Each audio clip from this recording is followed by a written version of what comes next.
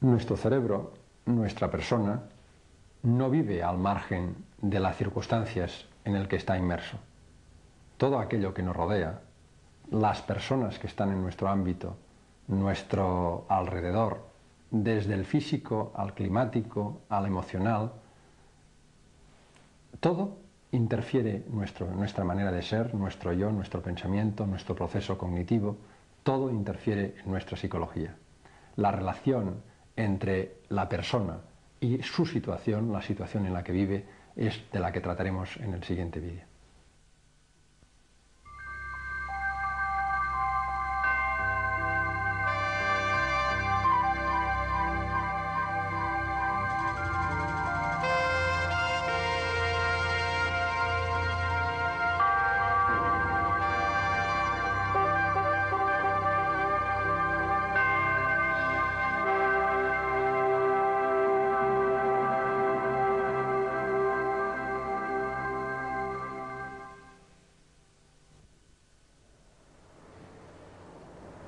La psicología se centra principalmente en el estudio del individuo. Cómo un individuo aislado piensa, se comporta o siente. Sin embargo, la psicología social trata de comprender el comportamiento humano en su contexto más amplio, en el contexto social. Los psicólogos sociales estudian los distintos modos en que las personas se influyen unas a otras. El contexto social es el lienzo donde pintamos nuestras vidas. Es donde las relaciones con los demás tienen lugar. A lo largo de toda la vida, desde el nacimiento hasta la muerte, la gente está ahí, con nosotros. Nos premian y nos castigan, nos animan y nos frustran, nos hacen reír y nos hacen llorar. La mayoría de las veces, el entorno social enriquece nuestras vidas. Precisamos de las otras personas para alcanzar todo nuestro potencial. El aislamiento significa ser vulnerable a multitud de patologías, tanto físicas como mentales. Pero también, a veces el entorno social está en contra nuestra, amenazando nuestra integridad e incluso nuestra vida.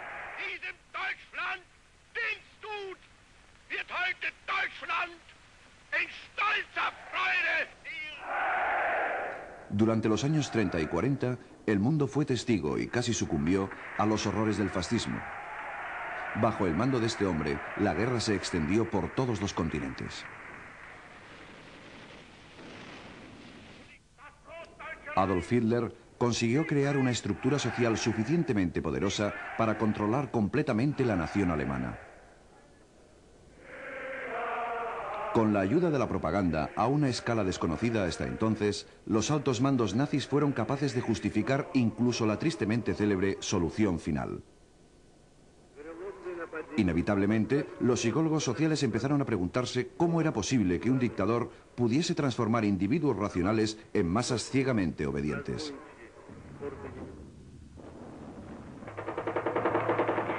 Con el destino del mundo pendiente de un hilo, las respuestas a estas preguntas adquirieron una importancia crítica.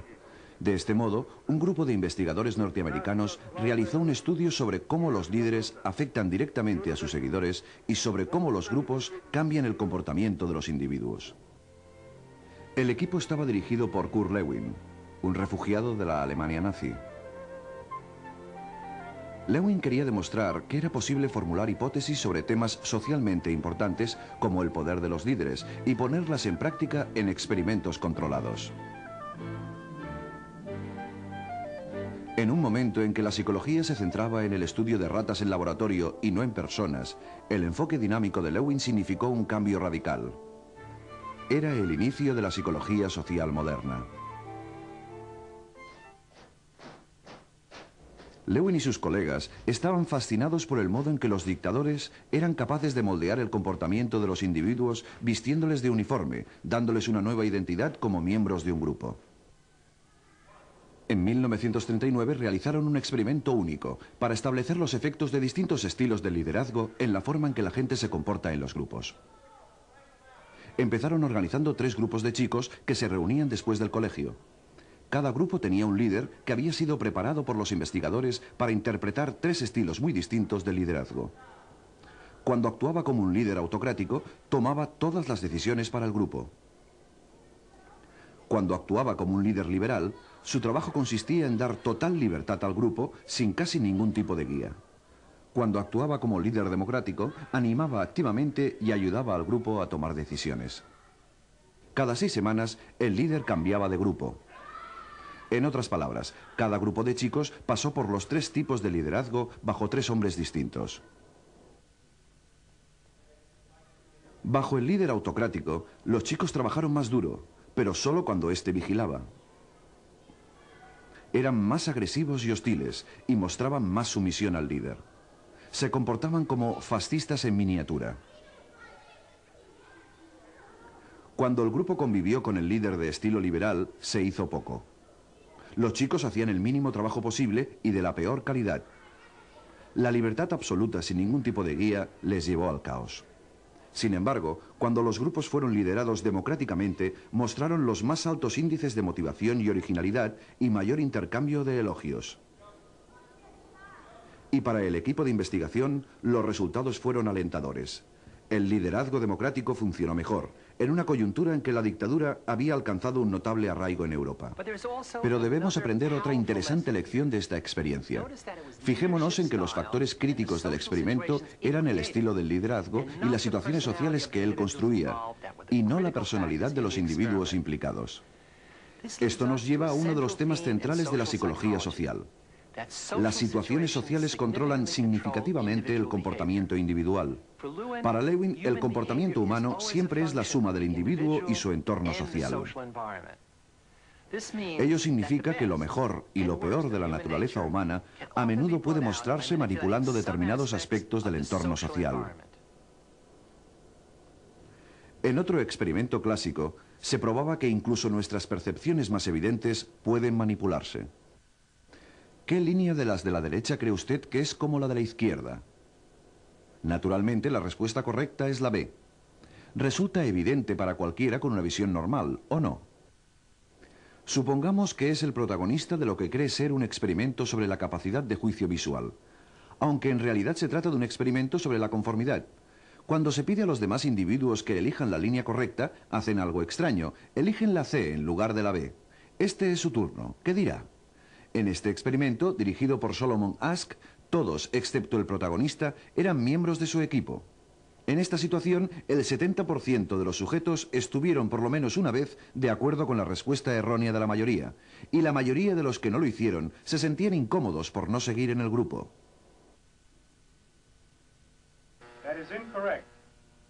La conformidad final... La obediencia total al líder se investigó en un controvertido experimento de laboratorio llevado a cabo por este investigador, Stanley Milgram, antiguo alumno del Solomon Asch. Milgram se preguntaba si las malas acciones de los nazis eran el resultado de sus defectos personales o si cualquiera tiene la capacidad de llevarlas a cabo si las circunstancias son suficientemente poderosas. En 1961, cuando el hombre de confianza de Hitler, Adolf Eichmann, era juzgado por sus crímenes de guerra, Milgram quiso averiguar hasta qué punto sería capaz de obedecer órdenes la gente corriente. ¿Sería capaz, como Eichmann, de ejecutar a un extraño si se lo ordenaban? En el experimento de Milgram, se pagó a un individuo para que participara en lo que él creía ser un estudio sobre la memoria. Se le pidió que representara el papel de un profesor ayudando a alguien a mejorar su memoria.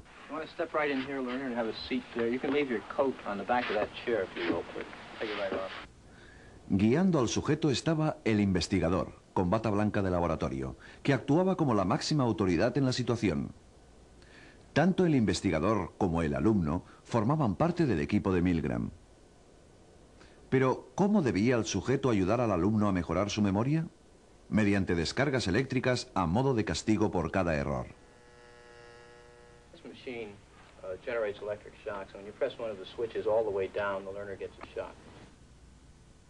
Las descargas fueron inicialmente leves, pero fueron incrementándose con cada error hasta resultar potencialmente mortales. A pesar de que en realidad no existían tales descargas, el sujeto maestro creía estar castigando al alumno. Continue, please.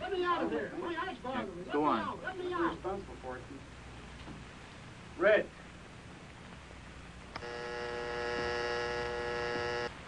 That is incorrect. This will be at 3:30. The correct phrase is rich Let me out of boy. here. Let me out of here. My heart's bothering me.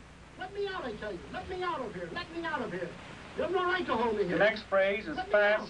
Let me out. Let me out. Let me out of here. Let me bird, out. Let me car, train, plane. Continue, teacher. ¿Qué haría usted en esta situación? ¿Continuaría? That is incorrect. This will be 3:45. The correct answer is fast, bird. The next one, blunt.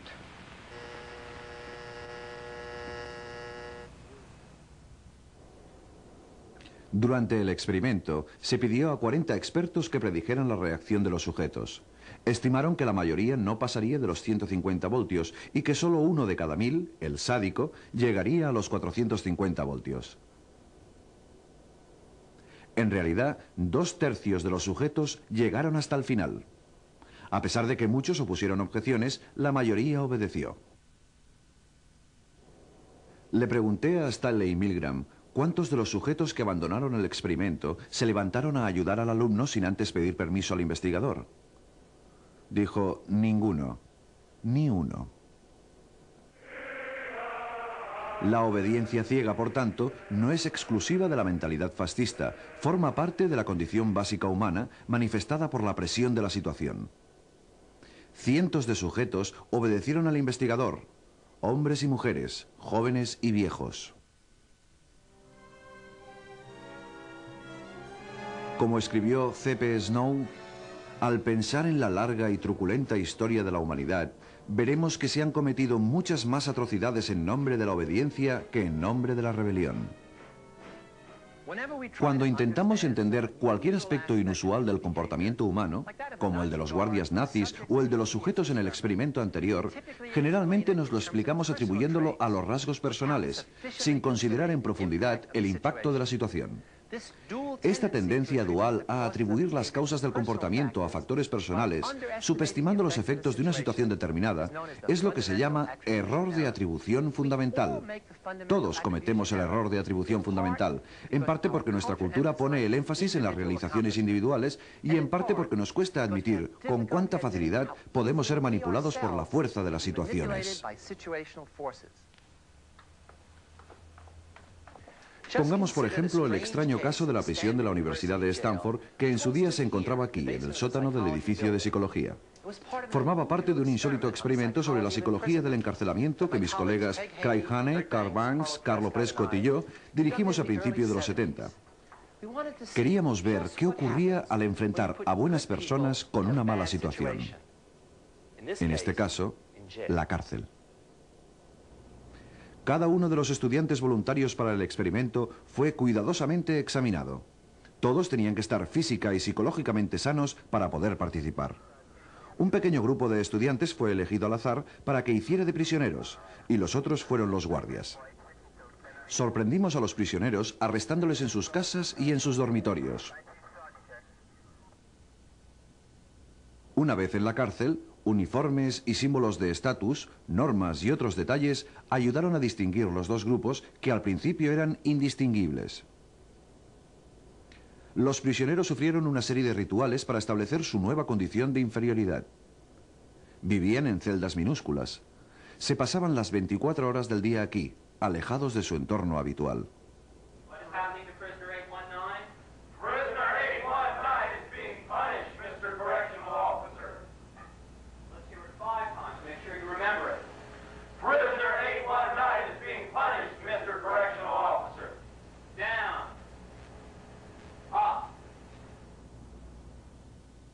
Sin embargo, los guardias hacían turnos de solo 8 horas y cuando no estaban de servicio, volvían a su rutina diaria de estudiantes.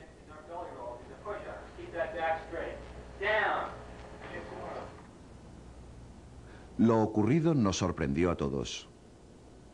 La fantasía se convirtió en realidad. El límite entre el personaje que cada uno interpretaba y su verdadera identidad personal fue eliminado.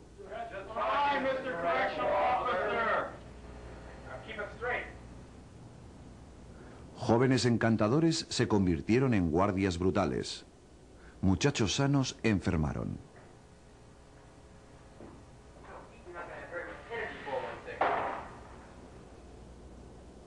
Muchachos activos se convirtieron en prisioneros pasivos, como zombies.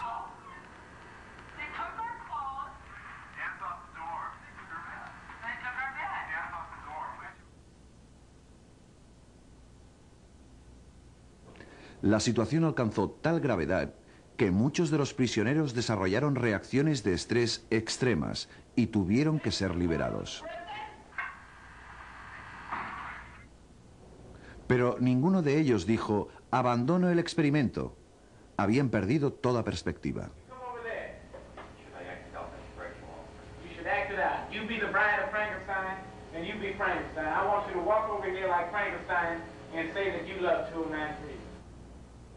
¿Qué tipo de guardia serías?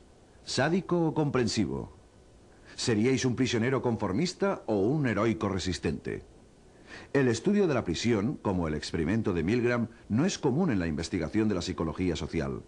Algunos psicólogos consideran que ambos estudios violan los principios éticos y que nunca debieron realizarse. 2, 3, 4, 5, 6, 7, 8, 9, 10. Now you go in there and tell 546 that you love him. I love you. Well, ain't that sweet? You smile? Ain't that sweet? A veces, incluso me olvidaba de que era un experimento y actuaba como un guardián de prisión. Así que nos vimos forzados a suspender después de 6 días lo que había estado planeado como un experimento de 2 semanas. ¿Cómo es posible que personas esencialmente buenas hicieran cosas tan terribles? Ello explica por qué todos tenemos una parte buena y una mala, en espera de una buena o mala situación para manifestarse. Y cuando la situación ha pasado, volvemos a ser de nuevo nosotros mismos otra vez. Seguimientos extensivos llevados a cabo durante muchos años no revelaron ningún efecto negativo a largo plazo en los participantes en el experimento de la prisión. En todo caso, muchos dijeron que había sido una experiencia positiva, ya que les había permitido ver una parte de sí mismos que jamás habrían imaginado.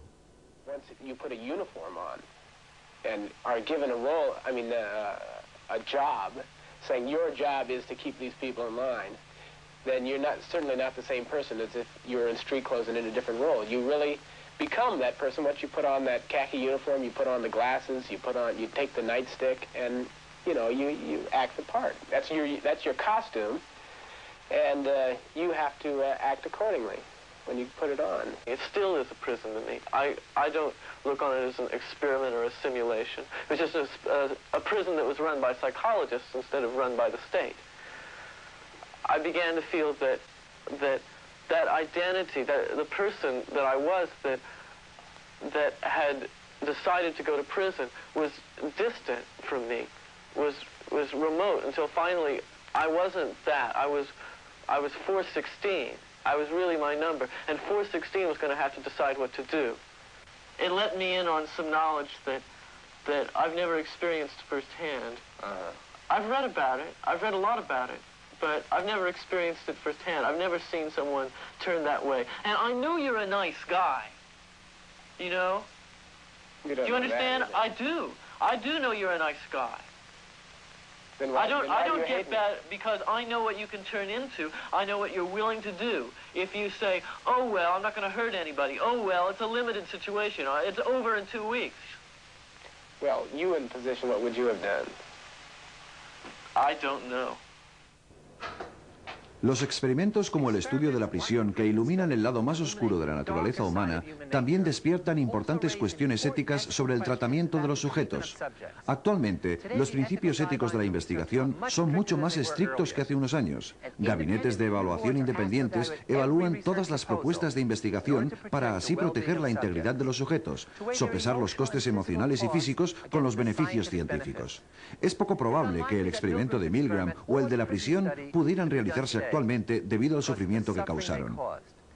Ahora debéis preguntaros si otros psicólogos sociales estudiaron una parte mejor de la naturaleza humana en la que el poder de la situación tenga efectos positivos. Afortunadamente, la respuesta es sí. Veamos la única copia de la grabación de un interesante experimento realizado por el psicólogo Tom Moriarty en la playa de Nueva York. El hombre de la derecha fingirá robar una radio de un miembro del equipo de investigación. Ahora fijémonos en la reacción de la gente de alrededor. Nada. Pero, ¿qué pasa si la víctima le pide un favor a su vecino? Que le vigile la radio. ¿Qué ocurre?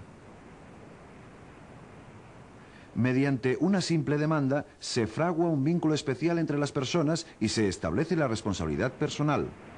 ¿Queréis convertir la apatía en acción? Intentad pedirlo.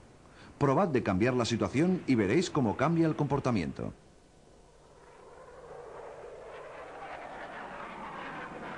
Uno de los mejores ejemplos del poder positivo de las situaciones es un experimento dirigido por la psicóloga Ellen Langer, de la Universidad de Harvard. Langer quería saber si cambiando la situación en una sesión de entrenamiento aéreo mejoraría la visión de los sujetos estudiados. ¿Mejoraría su visión si eran tratados como pilotos? Ellen Langer preparó un experimento para responder a esta pregunta. Nosotros preparamos el entorno para su experimento con un sofisticado simulador aéreo. Estos ordenadores simulan una experiencia de vuelo tan real que las fuerzas aéreas entrenan aquí a sus pilotos. Si los sujetos creen que los pilotos deben tener buena visión, ¿es posible que el poder de la situación mejore realmente su capacidad de visión? One of the most important visual tasks a fighter pilot can be asked to perform is to identify markings and features on another airplane. LEFOD. Langer seleccionó cadetes de las Fuerzas Aéreas ROTC como sujetos. Todos pasaron un examen de visión estándar.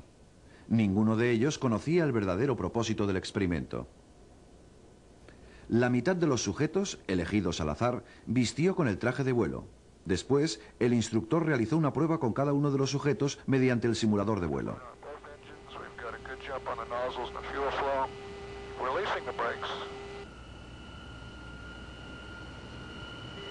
Now the airplane's accelerating out real well, approaching 350.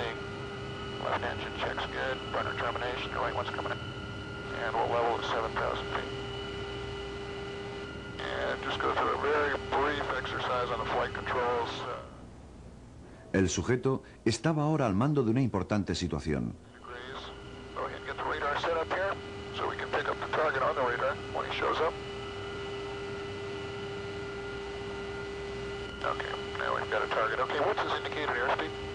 300. 300, all right. Good closure. Looks like an FB-111.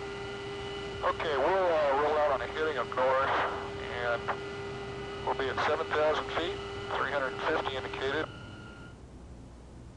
Durante el vuelo, el instructor pidió al sujeto que identificara marcas en el otro avión.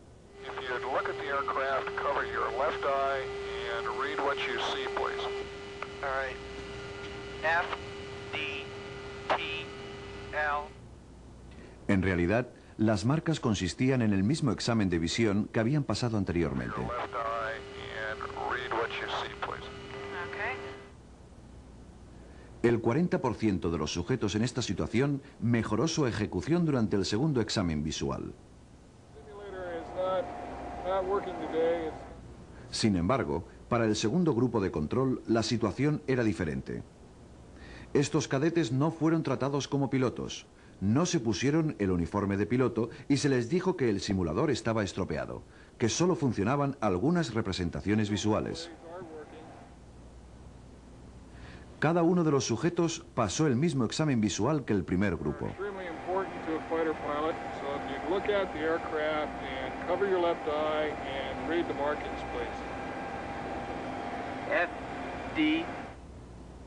Sin embargo, ninguno de ellos mejoró su marca.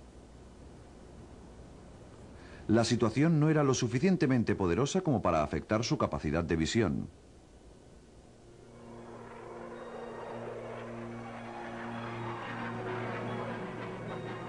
Este es el resultado. Hemos visto cómo la psicología social explora la influencia de los líderes, los grupos y las sociedades.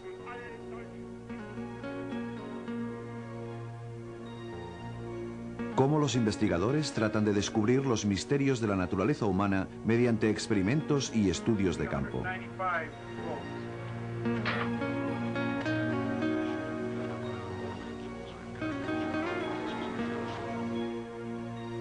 Y hemos visto ejemplos de una de las lecciones más importantes de la psicología social, el poder de las situaciones.